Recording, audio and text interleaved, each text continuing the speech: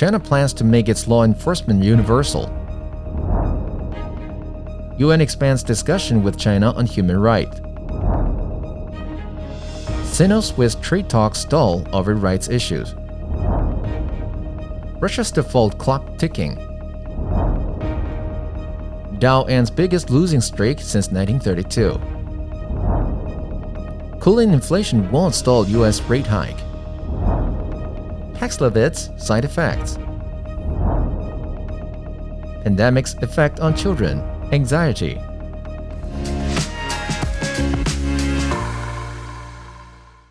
Hello, I'm Johnny. Thank you for joining us on FUNDAY News. It's May 30th, Monday, and here are your top stories.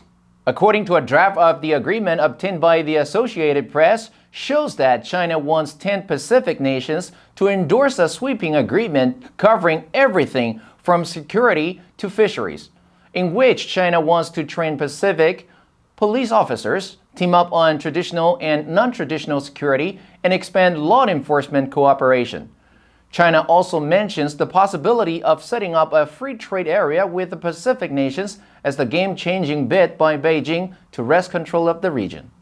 中国长期坚持向岛国提供不附加任何政治条件的经济技术援助。 AP reported, China's Foreign Minister Wang Yi will hold a foreign minister meeting with the 10 Pacific countries on May 30th in Fiji, hoping the countries will endorse the pre-written agreement as part of a joint communique. Among its provisions, China will hold intermediate and high-level police training for Pacific Island countries, and the countries will expand law enforcement cooperation, jointly combat transnational crime, and establish a dialogue mechanism on law enforcement capacity and police cooperation. UN Human Rights High Commissioner Michelle Bachelet said on May 28th, the UN and China agreed to set up a working group to hold discussions on a range of issues, including the rights of minorities, counterterrorism, and human rights, and legal protection. Media reported Bachelet is deeply worried about the arrest of lawyers, activists, journalists, and others under Hong Kong's national security law, noting the semi-autonomous Chinese city's reputation as a center for human rights and independent media in Asia. Towards greater, more shared development and peace. Bachelet said, it is critical that counterterrorism responses do not result in human rights violations, and it is important to protect the linguistic, religious, and cultural identity of Tibetans, that they be allowed to participate fully and freely in decisions about their religious life. The application of relevant laws and policies and any mandatory measures imposed on individuals need to be subject to independent judicial oversight, with greater transparency of judicial proceedings. All victims must be able to seek redress. A Swiss newspaper reported on May 29th that as Bern takes a more critical view of Beijing's human rights record, efforts by Switzerland to refresh its free trade agreement with China have stalled. Under the headline, The Chinese Impasse, the Swiss media NZZM Sonntag said that a Swiss parliamentary initiative recently passed by the National Council's Legal Affairs Committee denounced forced labor of Uyghurs in northwest China as a real problem.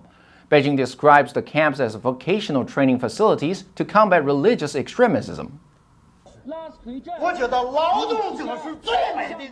Media reported, Switzerland and China signed a free trade agreement in 2013. Switzerland has been trying to update the accord to extend tariff reduction to more Swiss products and to expand the agreement to include sustainability features. However, Beijing is not engaging. Switzerland's State Secretary for Economic Affairs said in a statement to newspaper Sonntagblick that so far it has not been possible to agree on a common list of topics that should be explored in greater depth. Bloomberg reported Russia is in the default countdown again with another bond payment. As of May 27th evening, nearly $100 million in coupon payments in euros and dollars had not arrived in investors' accounts, leading to the end of the 30-day grace period. Media reported by the end of the day of May 27th, creditors should have received $71.25 million in interest on loans maturing in 2026 and 26.5 million euros. It's about $25 million on bonds maturing in 2036. Russia has the length of the grace period to find a solution. price for the budgetary purposes for this year is $100 per barrel. Media reported Russia's Finance Minister Anton Siluanov said in a TV interview aired on May 27th that Russia will appear a settlement mechanism before June payouts that will allow it to serve its dollar-denominated foreign debt. Siluanov also said Moscow expects to receive up to an additional 1 trillion rubles. It's around $15.27 billion in oil and gas revenues this year, funds from which will be channeled to increase social welfare payments, putting last week ordered 10% rises in pensions and the minimum wage to cushion Russians from inflation.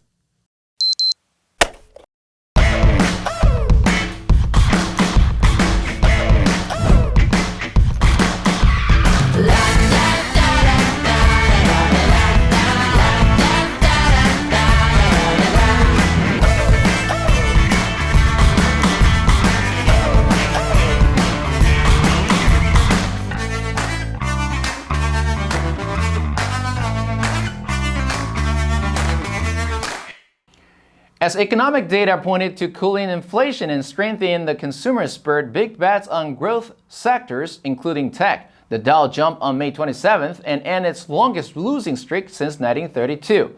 The Investing.com reported the U.S. Core Personal Consumption Expenditures, or PCE, price index, which excludes food and energy, rose 4.9% in the 12 months through April, slower than the 3.2% reported in the prior month. Under the encouragement, the Dow Jones Industrial Average gained 1.8%, the Nasdaq was up 3.3%, and the S&P 500 rose 2%.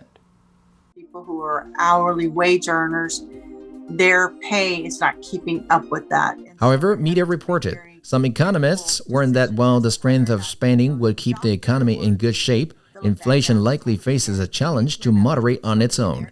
That would keep pressure on the Fed to persist with rate hikes. Diane Swonk at Giant Thornton said the Fed will have to, in response, more aggressively rein in demand to align with a supply-constrained economy. The U.S. Federal Reserve policymakers plan for an upcoming meeting in June and July to raise the interest rate by half point. Reuters reported the evidence that inflation is cooling off will not budge the U.S. Federal Reserve policymakers from half-point interest rate hikes planned for upcoming meetings in June and July, but may prompt a shift to smaller rate hikes in September if the trend continues. Reuters said the U.S. PCE price index rose 6.3% in April from a year earlier, but that is still more than 3 times the federal's 2% target. In fact, a number of policymakers thought monthly data might suggest that overall price pressures may no longer be worsening. Unfortunately, that same expert we consulted says the fastest way to stop the rise in inflation is actually to... Reuters said April's U.S. PCE reading marked the first deceleration in the measure since November 2020, and also marking a second straight month of moderation from what may have been a peak in February of 5.3%. However, the Fed meeting minutes last week showed Fed staff continued to see headline PCE inflation moderating to 4.3% by the end of the year and to 2.5% by the end of next year, as a historically large tightening of financial conditions was felt throughout the economy. As more COVID-19 cases are treated with Pfizer's new Paxlavit antiviral COVID-19 pill, and as doctors continue to prescribe the drug, new questions are emerging about its side effects, why a small number of patients appear to relapse, and more. According to Pfizer, possible side effects of Paxlavit including allergic reactions, liver problems, and resistance to HIV medicines. Pfizer said those who experience a reaction are urged to stop taking Paxlavit and call a healthcare provider. Sure, I think it's how, for $500-$600 a dose, you can probably pronounce it however you want to. The U.S. FDA stated Paxlavit was approved for emergency use in those 12 years and older, weighing at least 88 pounds who are at high risk of progressing to severe disease. The pill must be prescribed by a doctor, CNBC reported. Symptoms of an allergic reaction include hives, trouble swallowing or breathing, swelling of the mouth, lips, or face, throat tightness, hoarseness, and skin rash. Symptoms of liver problems such as a loss of appetite, jaundice, dark-colored urine, pale-colored stools, and itchy skin, or abdominal pain are possible. In a survey of 362 school counselors nationwide in the U.S. by the New York Times in April, These licensed educators who teach various skills describe many students as frozen, socially and emotionally, at the age they were when the pandemic started. It revealed that American school children's learning loss in the pandemic isn't just in reading and math. It's also in social and emotional skills, those needed to make friends and keep friends, participate in group projects, and cope with frustration and other emotions. My daughter was always playful, but at 8, she started saying she had stomach aches before going to church and school. The survey found that 94% counselors said their students were showing more signs of anxiety and depression than before the pandemic. 88% said students were having more trouble regulating their emotions, and almost 3/4 said they were having more difficulty solving conflicts with friends. And even though schools have been open this year, students have not yet made up the losses. 7 in 8 counselors said they had seen some improvement in social and emotional skills, but that there was still work to be done. And that's all the time we have for today. Thank you all for joining us on FUNDAY News. Let's make every day a fun day. I'm Johnny Wu, your host. I will see you next time.